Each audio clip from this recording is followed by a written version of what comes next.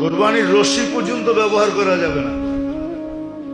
হ্যাঁ, ফালায়া দেওয়া যাবে বা সৎকা দিয়া দেওয়া যাবে, নিজের ব্যবহারে লাগানো যাবে না।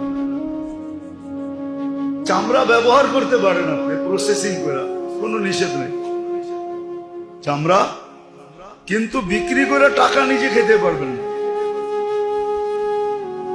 এটা দান করে দিতে হবে। আবার এটাও সত্য, কসাইকে মজুরির বিপরীতে দিতে পারবেন না, যে তুমি বানায় দাও চামড়াটা লয়ে যাও, এটাও চলবে না।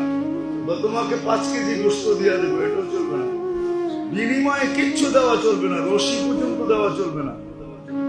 ভালো করে জেনে নেন। কিন্তু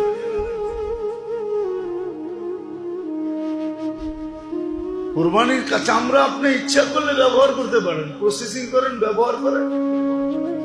অনেক দেশে করে ব্যবহার, আমরা তো জানি না, এই জন্য প্রসেসিং করতে পারি না, ব্যবহার করতে পারি না। আপনি ব্যবহার করতে পারেন। আর চামড়ার জিনিস ব্যবহার করা অনেক ভালো, শরীরের জন্য ভালো, স্বাস্থ্যের জন্য ভালো। এটা তো আবার অন্যদিকে চলে যাবে, এই জন্য তো আমরা রোগে আক্রান্ত। কেন আমরা বাবু, সবাই বাবু দিয়ে গেছি। গ্রামও বাবু, শহরও বাবু। বাবু বোঝেন?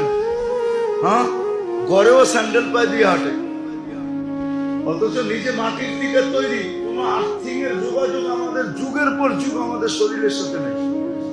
আর্থিং চিনেন? আমাদের শরীরটা মাটির দিকে তৈরি, এটার আর্থিং এর প্রয়োজন ছিল।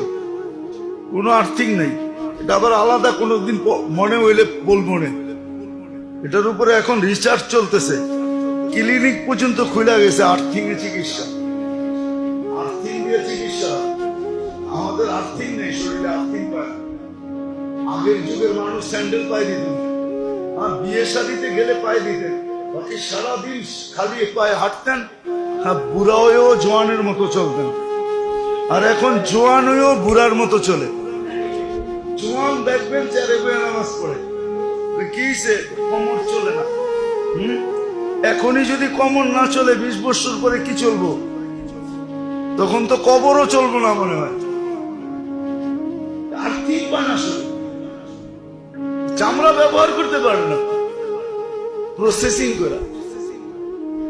হ্যাঁ, আমাদের দেশে চামড়া খাওয়ার প্রযুক্তি নাই, দুনিয়া অনেক দেশে চামড়া খায়। আমরা তো খাই ভুড়ি, ঠিক না? হ্যাঁ, যেটা খাওয়ার না ওইটা খাই।